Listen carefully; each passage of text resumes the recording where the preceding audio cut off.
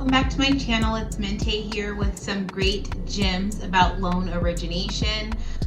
Welcome lovelies. I missed you guys. It's been roughly a week or so. So I'm really excited for this video. Go ahead and hit that like, comment, and subscribe button. If you have not already, ring that bell. Go ahead and do that as well so you'll get notifications when I do upload a new video. So this video is going to be specifically about income. Income is another key point to originating a loan, and it is very critical that you guys understand where we get the numbers from and how we have to prove where those numbers came from. Anytime you're doing an origination, there needs to be proof of income. So we'll start at basic. This whole video will be kind of not as in depth as I would like to go, but that just depends on everyone's situation individually.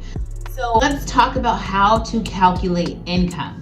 You can do this yourself, but this just tells you where your income stands or how much more you need to come across to get qualified.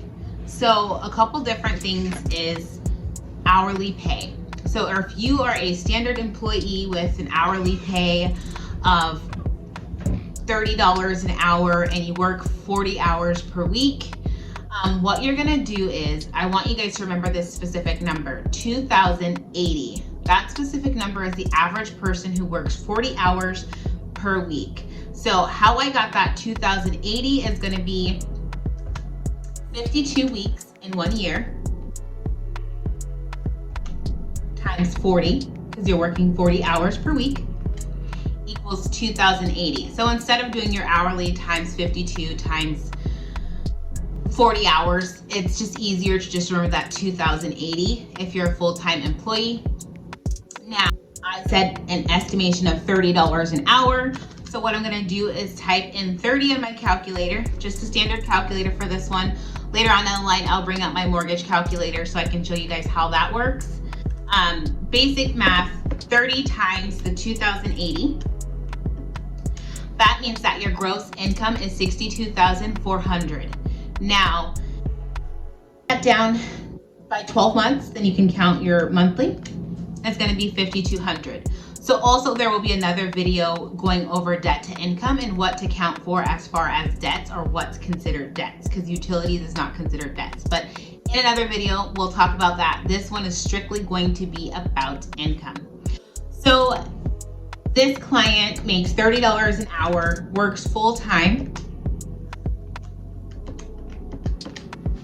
$62,400 every year. Now, when I get clients who have just a simple W-2 and been at the same job for the last 2 years, it's very simple. They're probably the easiest ones to close because it's pretty standard. It's not like they are bank statements or self-employment, which is a little more detailed and hard to get by. So $62,400 is what this client is currently making annually. Now, if you have your overtime that you want to calculate, let's say in 2021 you had only 15 hours of overtime, but back in 2020 you only had 1 hour, we can still calculate that extra overtime. So if this client is making $62,400 annually just on the standard income, now what I'm going to do is go ahead and calculate his 15 hours of overtime. First, I'm going to figure out how much overtime they are getting weekly. So 15 divided by 52, because that's for the full year, it's 0.28 hours. Actually, scratch that. We're gonna go ahead and say this client is getting 52 hours of overtime for this year, just to make it a little bit easier for you guys, so I'm not putting any extra decimals in or anything. So he gets 52 hours of overtime. I repeat, he gets 52 hours of overtime every year. So clearly he's getting 1 overtime hour per week. So what I'm gonna go ahead and do is figure out his overtime hourly. So typically it's time and a half. So 30 plus the 15, simple math, 45. So 45 times 52 is an extra $2,340. And we can use that $2,340. Typically when I see overtime, it's a lot more than just that amount, but I just put this in for simple math. So we can go ahead and count that $2,340 now as overtime. Now, if he did not have the overtime in 2020, unfortunately, I would not be able to count that. So keep in mind, if you do want to calculate your overtime, you need to have it the previous year as well. So now this client is actually making, we're going to add the $62,400 plus the $2,340. If you hear me talk that way, I'm just used to numbers, so I don't really say the thousands. And if I say a million, I'm saying 1.1 versus 1,100,000. It's just simpler for me to say it that way, and I'm sure a lot of people do say it that way as well. But that's just kind of how I talk. So if you hear me say that, that's what I'm meaning. If you have any questions, comment them, and I will. So this client is making $64,740. Just to confirm everything, I'm going to go ahead and divide that by 12. 5,395 per month is what his gross income is. Now, we are able to go off of gross income versus net when it comes to W-2 workers because just the law. Now, if it's self-employment, we do have to go off of net, what you take home versus what you're projected to make and what you've made in gross. We actually have to count, and that's why self-employment gets very tricky, because a lot of times self-employers will write off a ton of things and then it looks like they're really not making that amount. But now there are different types of loans where you can do bank statements, and that'll give a little more information on how much your business is making. But for the standard W-2 employee, go off of gross income. Now, if you are commission is another tricky one. It needs to be 2 years. Again, that number 2 is going to be strictly important to loan origination. So if your commission will go off of your either 1099 that you have, if you're like myself and are a 1099 employee, or if you have pay stubs like car salesmen's or women's, typically go off of W-2 as well. We just need the last 2 years to go off of that as far as commission. Now, another part of income is going to be if you are receiving any state. Well, I don't want to say state. I want to say if you are receiving child support or you are receiving alimony or anything that is going to be in that nature, we can calculate as well. We just have to provide documentation that is going to continue for the next 3 years. So if you have a child who is 17 and you want to include their child support, depending on the loan program, it may or may not work. I think conventional, we may be able to get away with it, but we may not be able to count that income. Now, if you have that child support income and the child is younger, then of course we can count it because we know it's going to continue for 3 years. Now, with those type of incomes, we do need to have proof, of course. So what's going to work for that is going to be your court-ordered document. So keep in mind, if you're looking to purchase a home or looking to refinance possibly, you have those documentations ready to go. So when you pull the trigger, then you can just go ahead and upload the stocks and then get closer to the closing table, whether it's a purchase or a refinance.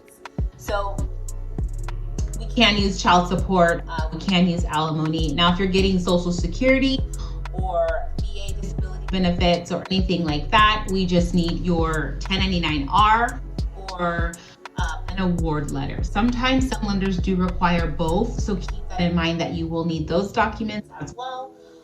And then for the most part, that's pretty much all of the income that we typically go off of. And this is just a standard lender getting you qualified to have the money for your loan amount.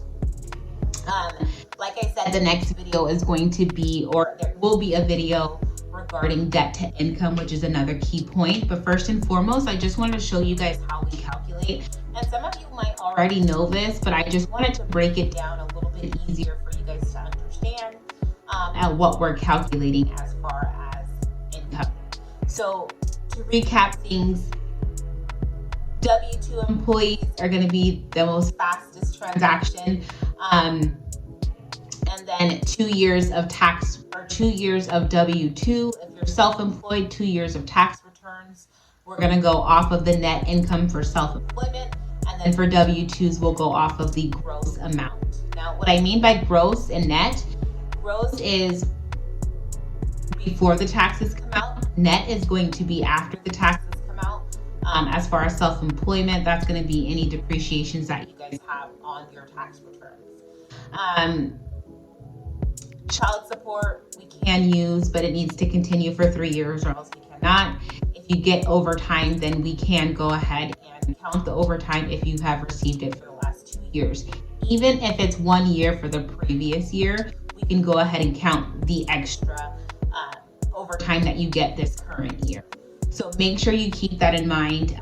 A lot of times I'll have clients say, oh, and I get overtime, and then the previous year they didn't. So I just want to clarify that. If you haven't got overtime in the last 2 years, then I cannot calculate it or count it.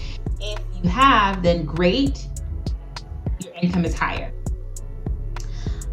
If there's any questions that you guys have, this video is very brief and about income. I know there's going to be some odd ones that are going to have to calculate income, and I definitely can do that for you guys, or reach out to your nearest loan originator if you feel more comfortable. But definitely keep that in mind. 2 years of income is going to be required. Now, conventional, you maybe can go with 1 year, but that's also going to depend on your credit report if we can even go conventional. There's nothing wrong with FHA. There's nothing wrong with VA. But those are government programs, and government wants to see the last 2 years to make sure that everything is qualifying to be qualifying for the guidelines. This video is very short, and I kind of jumped all over the place, but I hope that makes sense to you guys. It was really difficult for me to show this to you guys without you guys seeing what I'm calculating here. Standard calculator is going to work. I will provide a video to go over principal, interest, taxes, and insurance, and what it looks like to have certain different types of loan amounts and loan terms. Going off of the current interest rate, which will definitely change. An interest rate isn't forever, it's temporary. You can definitely refinance outside of that interest rate that you currently get. However, back to the income. So just make sure that you guys are calculating the income so you understand fully at what we're looking at when it comes to income regarding your loan origination. Again, if you guys have questions, go ahead, hit that comment button. And while you're there, go ahead and subscribe, because there's going to be a lot of more important gems coming to you guys. And I look forward to speaking with you more.